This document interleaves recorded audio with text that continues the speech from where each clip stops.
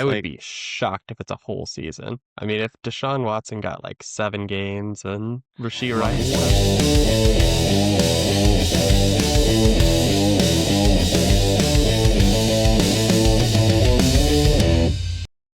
so I think today we've got Josh Jacobs and Devon Achane. So Camden, why don't you just start us off with Achane? Because at least that's somewhat of a shining light, yeah, if you're not gonna burn value, suspended. you may as well do it at the top of your roster. That's what we always preach. Exactly. E- No, I mean, Exactly. look, I think Devon Achane is likely going to have a worse year this year than he did last year. Let's just get that out of the way. That being said, the range of players that I'm seeing him fall to in startups and the price that I'm getting when I talk to people about him start to make him enticing. I'm no longer looking at him in the same way as I would an Ashton Genty or a Justin Jefferson up there at the 1-2 turn, which I think if his situation hadn't changed at all from last year, that may actually be where he belongs.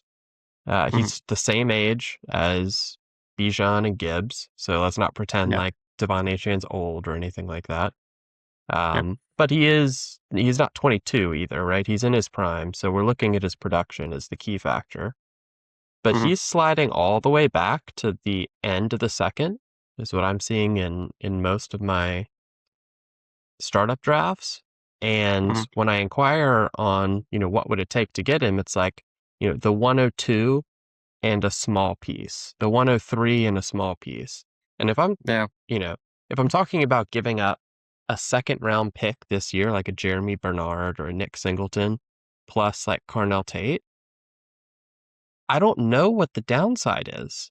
Because here's the Yeah. thing, barring the kind of career changing injury that anybody could experience, Devon Achane's situation is probably better next year, right? Oh yeah. So, Miami's going to get a quarterback in the draft. They might sign a George Pickens or some other receiver that's becoming a free agent. And all of a sudden, everybody's happy about the Miami situation again. And there's a small chance, albeit small, that Malik Willis is actually decent. And this offense functions almost exclusively through him, which now, this was when Mike McDaniel is a coordinator, but he's done it on the ground and he's done it in the air. He's got excellent efficiency in both metrics. They have nobody else to go to. So even if the offense is mediocre or in the bottom third of the NFL, I think he could still be a 16, 17 point per game guy. And to be clear, no one else in that range at his age has that upside, right? If you take a Tet McMillan, if you take a Carnell Tate, you're trying to Mhm. do the value insulation thing. But if you're a contender, you don't want value insulation. You want points. And I think with Achan, you've got a pretty good chance at getting both. If I'm a contender Yeah. and I can pay that sort of price for him, I'd much rather do that than Josh Jacobs or James Cook, who, if they have a bad year, their value goes straight to the Right gutter. off a cliff. Mhm. Yeah. So, I would inquire about Achan and see what the price is in your league, especially on contenders. No, that's fair. And yes, I agree that he is going to be their offense this year. I mean, there's other than us throwing around Malik Willis, like who else do they even have? Like, honestly, I don't. So he's going to get the ball a lot. And yeah, I mean that I'm sure teams are going to stack the box and prevent him from being as efficient. But at the same time, if he gets more touches, he doesn't have to be as efficient per touch either. So he'll be fine. Um, my take might not even play this year or for half the year or so.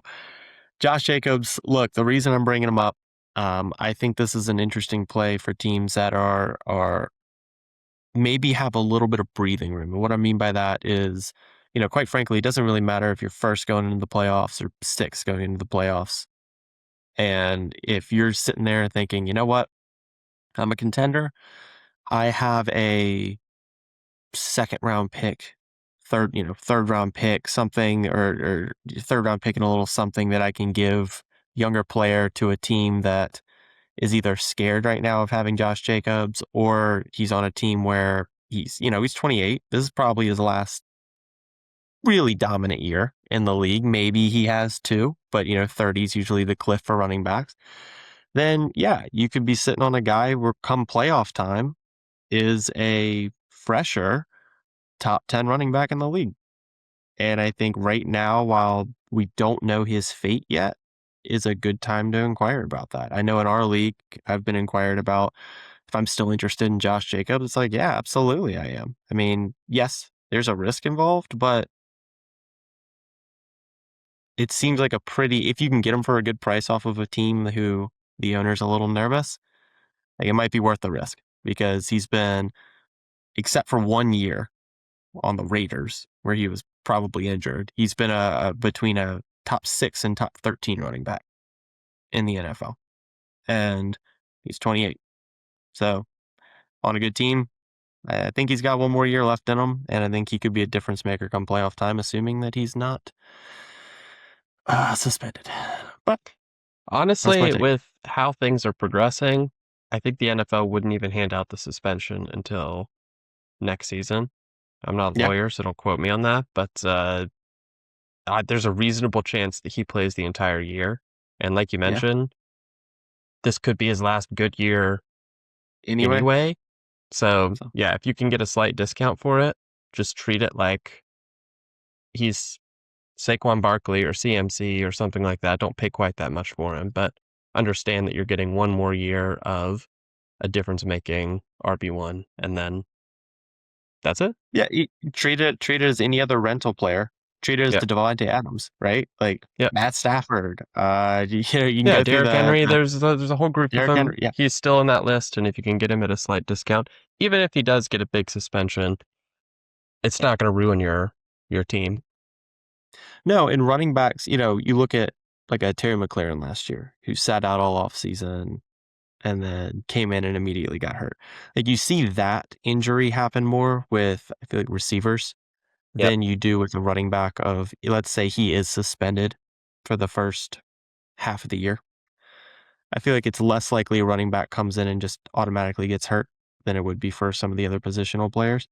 And you see running backs towards the end of the year, a lot of times they get nicked, man. And so if in a weird way, it could work out for you. Like if something were to happen and it isn't the whole year, then you've got a guy who's kind of a little fresh, who is older, coming into the critical part of the season I playoffs. would Like, be shocked if it's a whole season. I mean, if Deshaun Watson got like 7 games and Rashee my Rice boy. got 6, I mean, come on.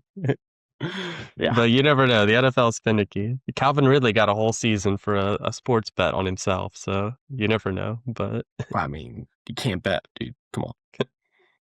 That's yeah, that's where they draw the line. yeah. So I like it. I think if you can get them at a discount, rock and roll. Cool. Couple of stinky running backs this week for you. Terrible. Catch you in the next one. See ya. Hey guys, thanks for making it to the end of the video. If you don't mind, like and subscribe below. And if you want a free roster review, check out the Google form in the description. Your team could be featured in one of our videos. See you in the next one.